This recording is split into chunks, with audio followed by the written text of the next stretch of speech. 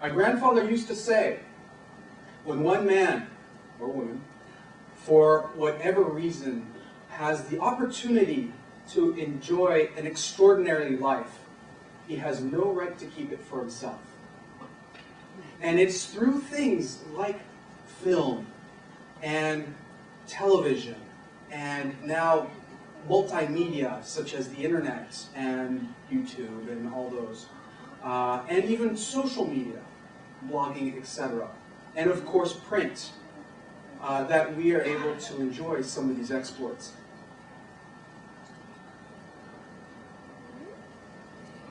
Film and photos really are the window to bring people who don't have a chance to go scuba diving into a foreign realm. What I was going to say to the younger generations, even with all the exploits that we adults have done so far, you take the last 100 years of ocean exploration and put them all together, and we've explored less than 5% of our oceans. So there's a lot left out there to discover. Most of those weird alien creatures that you see on TV and in all those sci-fi thrillers and everything else are based on things we've seen underwater. Sometimes big, sometimes small. And it's just a fantastic world. I am absolutely thrilled by it. I got a chance to go swimming and free diving with some of the largest creatures on Earth, the humpback whale out in Hawaii, and one of the sanctuaries where they protect humpback whales. That is a very, very deceiving photo because of the angle. I'm actually still about 60 feet above that humpback whale, and I'm about 80 feet down free diving. And right at that given time, I was thinking, oh, I'm getting so close, this is awesome. I'm going to be able to see its eye and everything. I went, I don't have any more breath! And I had to go back up. Now, this humpback whale, luckily, was sleeping, so I got a chance to do it again, but what an amazing, amazing creature. When I was growing up, this was one of the most popular cartoon books, if you will, comic books out there, especially in Europe. And it was one of my favorites. And Tintin and his dog Milou, or I think it's Tintin and Snowy in English, were going through all these weird and different adventures in the Amazon and over in China and all these things. And one of my favorites was Tintin and le Trésor de Rackham le Rouge, or Red Rackham's Treasure. Actually, this is the French one. This captured my mind as a kid. I was 7 years old when I saw this. I thought, wow, that's so cool. I want to be able to swim in a shark-shaped submersible. Of course, you know, I got exactly that kind of reaction with my parents when I saw it. I asked them that. I said, can I do that? The parents were like, yeah, no. You know, it's one of those things that kind of sat in the back of my mind as a fantasy for a long time. I had an opportunity a few years ago to work with National Geographic, and they wanted to do a shark show. It was called the Attacks of the Mystery Shark. And I was like, I kind of moaned and groaned because I kind of knew better about sharks. I've been diving with sharks since I was probably about 6 or 7. But I wanted to do it anyway because it's National Geographic. They're really cool to work with. It's a lot of fun. The summary basically is that after we had done this 1-hour show, it left me with an appetite, no pun intended, to do something beyond this kind of story that is based on, amongst other things, Jaws. That's where I left off with them, and I just knew better. And I wanted to say my piece in a way that was different than what you see on TV, on Discovery Channel, and even on Nat Geo and other television shows about this mindless killer eating things and jumping, you know, gaping and just chewing on engines and gas cans and everything else. And of course, human beings. There are hundreds of millions of people in the waters that there are hundreds of millions of sharks. And yet there's less than 70 to 75 incidences worldwide that are reported, of which maybe 8 or 10 are fatal, but they make big news. So we're always under the impression that there's a lot going on with that. In my opinion, it just says, sharks know that we taste like crap. They avoid us for the most part. They don't have an opportunity to drive up to the McDonald's drive-through, so they have to feel things out, and sometimes it's something to eat, and sometimes it's a human, and they spit it out. But we're fragile, and damage is done sometimes. In any event, I didn't want to talk just about that. I wanted to see these animals beyond the cage, beyond that that weird bubbling creature in that cage that's sticking a camera there and watching them go by. I wanted to be able to be one of them. And I remembered this fantasy of driving a shark-shaped submersible. I thought, haha, perfect camouflage. Well, despite my crazy ideas, I got a chance to be able to make it come to fruition. And I've got to say, the adventure of doing this was probably even more exciting than being amongst the sharks, because it wasn't the sharks that was going to kill me. It was the submersible. So Troy and I had quite a love-hate relationship. The propulsion system was based on a pneumatic system, an air-driven system. Failed about 50 or 60% of the dives, and I had to fix it underwater while amongst these sharks. The communications to the surface, which was in my mask, worked maybe 30% of the time.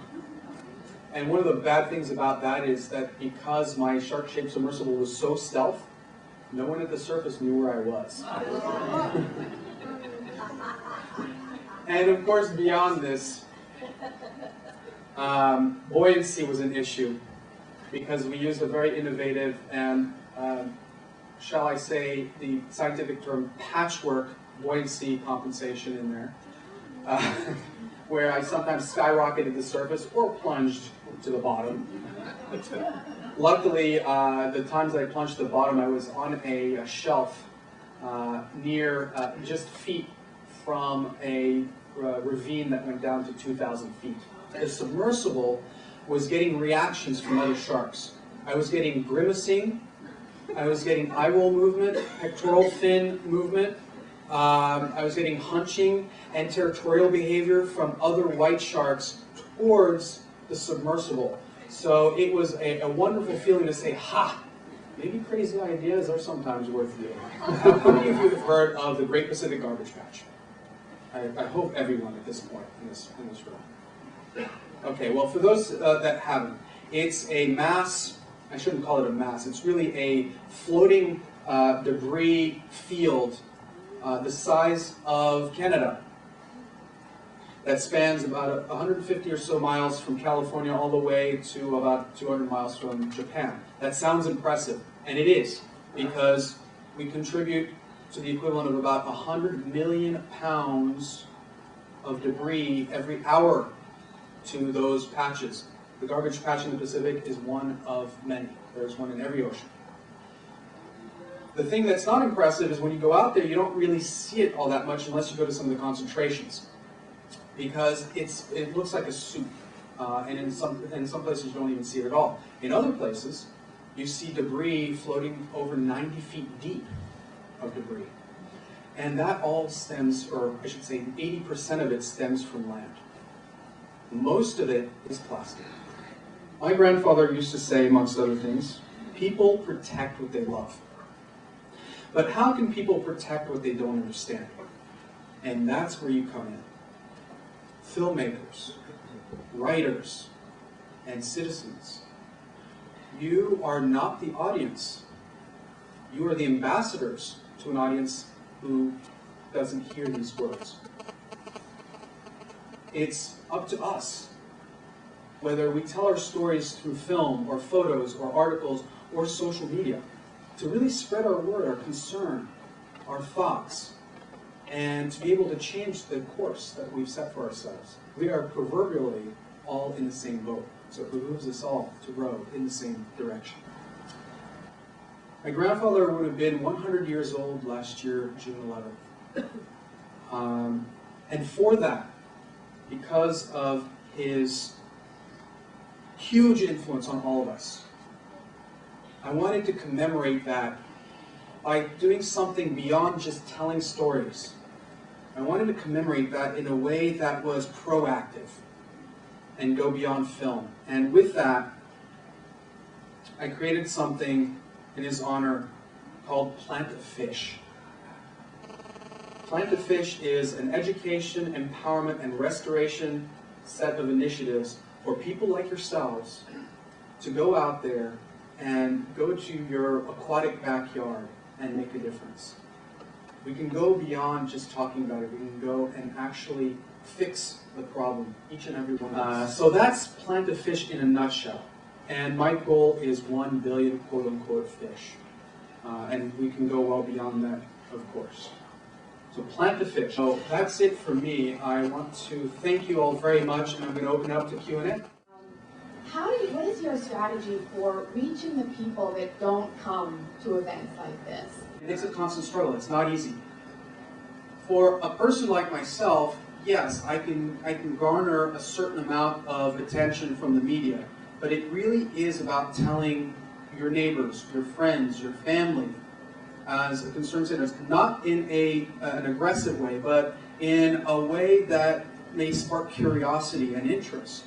Hi, I'm Calvin. You work a lot with the marine stuff, but I know you said that all the water comes from the ocean, but a lot of the trash comes from us, and we live on land. That's right. And have you thought about working with the watershed groups here? Absolutely. Water connects everything, like I said, and as you re-mentioned. The rivers, the watersheds, the lakes, we do documentaries, but we did the Amazon. You said that there's a lot of concentration. There's like 90 feet deep garbage. What are the plans for the future to take care of that? And do you think it's going to be achievable by just you and just like the organization spinning it up? Yes, just me. In case you didn't know, my name is Aquaman. I'm just going to take care of it for you. Sorry, I couldn't resist.